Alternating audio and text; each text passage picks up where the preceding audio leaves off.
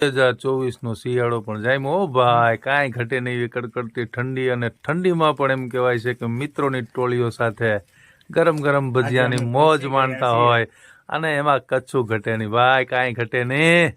અને એમાંય અમારે ભાઈ એમ કહેવાય કે ભીખુભાઈ કનોજિયા, જે ભજીયાના ખાસ રસિક છે, જેનું નામ દેશ વિદેશમાં ગુંજે છે, એવા ભજીયાના માસ્ટર કાળુભાઈ. તો કાળુભાઈ, તમે કંઈક બે શબ્દ બોલો.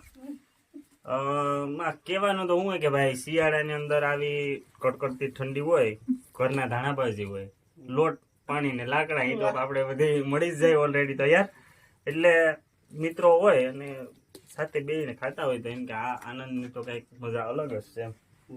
પણ સાહેબ, જો આની અંદર આપણે પછી ઘરનું ઘોડવું હોય અને એમાં ઘરની ઘાણીનું તેલ, આપણે શું કહેવાય કે ખજૂરભાઈ નું ફેમસ તેલ, તો યાર સોનામાં સુગંધ ભળે ભાઈ. વાહ ભાઈ વાહ, ભાઈ વાહ કાળુભાઈ વાહ. તો આવો મિત્રો, આજે શિયાળાની અંદર ભજીયાની પાર્ટી ખાવા માટે, અને મારી સાથે બોલો જય દ્વારકા.